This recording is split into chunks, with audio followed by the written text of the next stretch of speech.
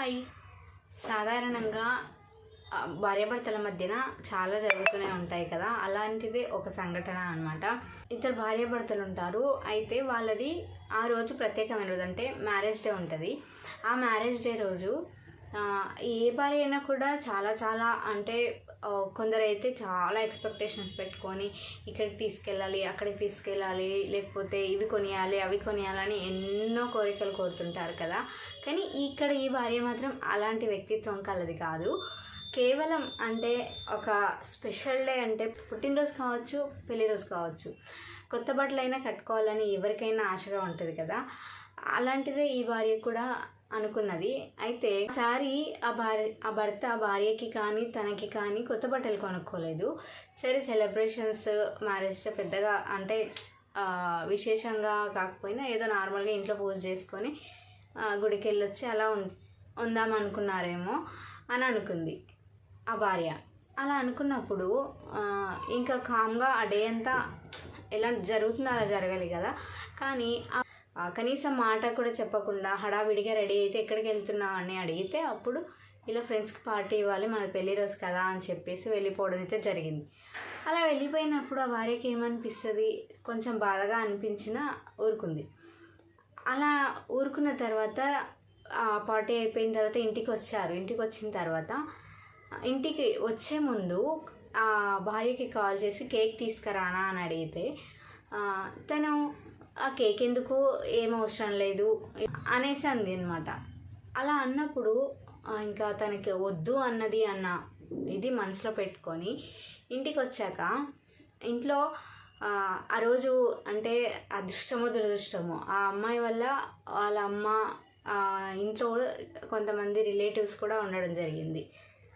అలా వాళ్ళ అమ్మ వాళ్ళంతా ఉన్నాక అయితే ఆ రోజు భార్య బయటికి వెళ్ళొచ్చి ఎక్కడికో ప్రయాణం చేసి వచ్చి అలసిపోయి ఉండే. అలా అలసిపోయిన వైఫ్కి ఇంట్లో పిల్లలందరూ ఉన్నారని చెప్పేసి భర్త ఐస్ క్రీమ్ తీసుకురావడం జరిగింది. ఆ ఐస్ క్రీమ్ తీసుకొచ్చి తర్వాత డిన్నర్ అయిపోయిన తర్వాత పిల్లలందరికీ పెట్టు అంటే అప్పుడే భార్య చెప్పింది అనమాట పిల్లలకి, నాన్న నాకు ఓపిక లేదు, కావాలి అంటే పెట్టుకొని తిను, లేకపోతే రేపు పెడతాను, రేపు తినండి మరి అని చెప్తే సరే అమ్మ అని చెప్పి వాళ్ళు ఊరుకున్న తర్వాత అప్పుడు ఇక అందరు తినేసి పడుకోవాలి కదా. రేపు మళ్ళీ భర్త వచ్చేసి పిల్లలకి ఐస్ క్రీమ్ పెట్టలేదు ఏంటి అని అడిగాడు. అంటే లేదు, నాకు ఓపిక లేదు, వాళ్ళు కూడా వద్దన్నారు, పెట్టలేదు అంటే ఇంకా అప్పుడు తెచ్చింది ఇంటికి తినడానికే కదా, పిల్లలు తినడానికే కదా అని చెప్పేసి ఐస్ క్రీమ్ ఇప్పుడు పెడతావా పడేయాలా అని చెప్పేసి పిచ్చి కోపంతో ఐస్ క్రీమ్ తీసి నేల కొట్టి అస్సలు పెద్ద రభస చేసి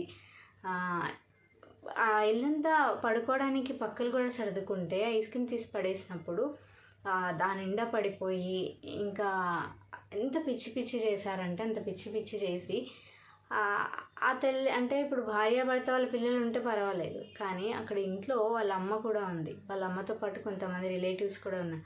అలాంటప్పుడు తల్లి ఎంత బాధపడుతుంది, రే నా కూతురిని చూడుకుంటుంది. అసలు అక్కడ జరిగింది మొత్తం చూశారు. అరే ఏమీ జరగకముందు ఇంత కోపం ఎందుకు, మనిషి ఎంత చేయాలా తాగితే అని చెప్పేసి ఎంతో బాధపడుతుందా లేదా ఏ తల్లి అయినా కూడా కదా.